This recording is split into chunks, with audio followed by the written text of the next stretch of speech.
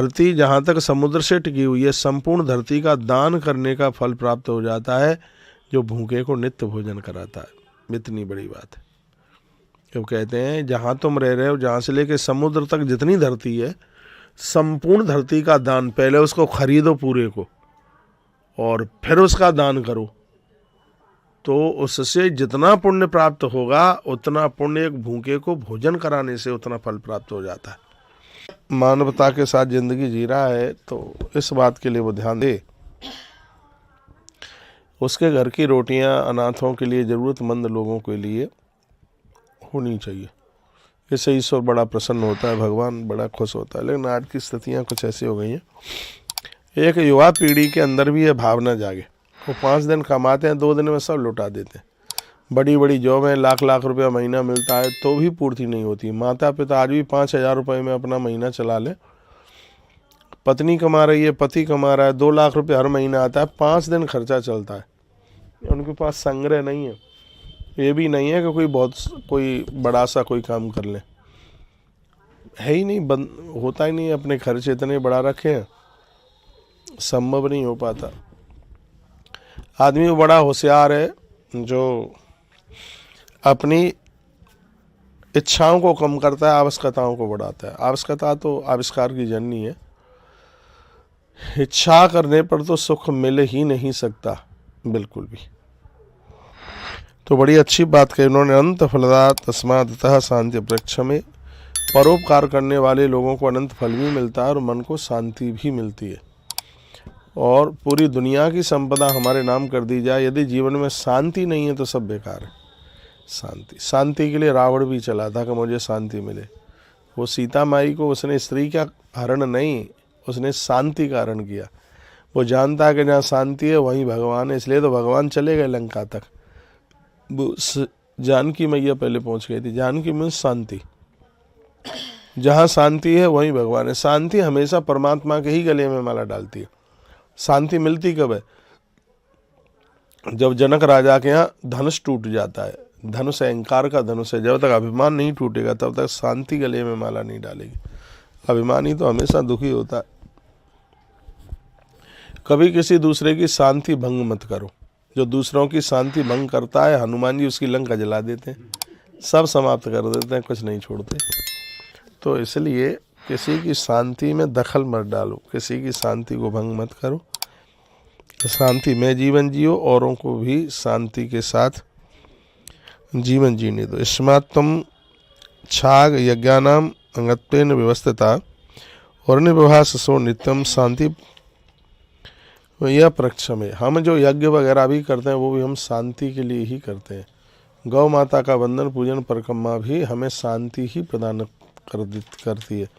जीवन में ऐसे काम करें जिससे हमें शांति मिले। व्यापार भी आप इतना बड़ा करो जिसमें आप शांति भंग हो जाएगी तो फिर नोटों का फिर करेंगे ही क्या। शांति, परिवार में कलह ना हो। ऐसा पैसा कमाने से क्या मतलब है जहाँ भाई भाइयों की खोपड़ी फूटने लगे। ऐसे धन से क्या होगा जहाँ भाई भाई अलग हो जाएंगे। ऐसे धन का करोगे क्या जहाँ माता पिता अलग हो जाएंगे।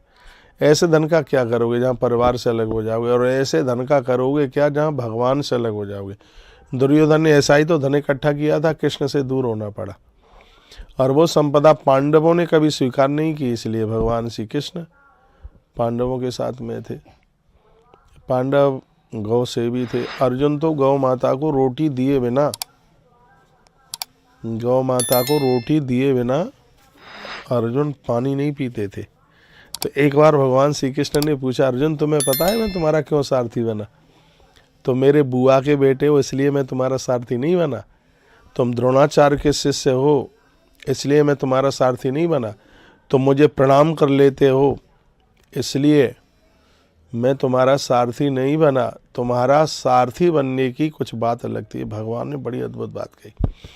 इस बात से पूरे देश को बहुत कुछ सीखने के लिए मिल सकता है, बदलने के लिए, बहुत कुछ परिवर्तन करने के लिए ये आप एहसास कर सकते हैं इस कथा को सुन करके। अर्जुन की आंखें डबडबा गई।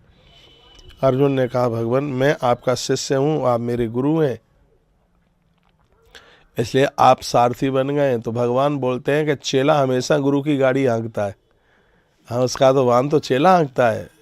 यदि तुम मुझे गुरु मानते हो, तुम चेले हो मेरे, तो फिर तो रथ तो मैं बैठूं तुम हाँको, यही होता है।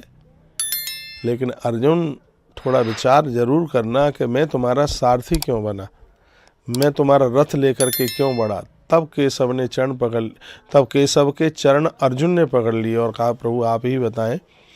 तब भगवान श्री कृष्ण बोले कि एक दिन कोई व्यक्ति तुम्हारे यहाँ आके रोया और उसने कहा था कि हे अर्जुन, मेरी 10,000 गायों को कसाई लोग उनको हरण करके लेके जा रहे हैं और वो सबको मार डालेंगे।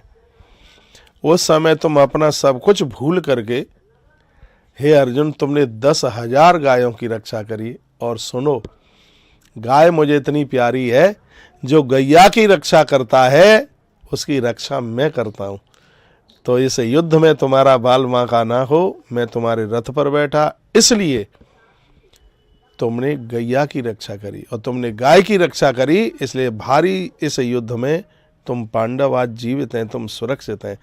गैया की रक्षा करने वाले की तो मृत्यु हो ही नहीं सकती। भगवान कृष्ण कहते हैं जो गाय की रक्षा करता है उसके जीवन के रथ पर मैं बैठता हूँ। ध्वजा के ऊपर हनुमान बैठते हैं, देख ले ऊपर ऊपर हनुमान बैठे हैं तेरी ध्वजा के ऊपर। तू गौ रक्षक है, तूने गैया की गया तो गौ रक्षक है। ये भगवान के शब्द थे।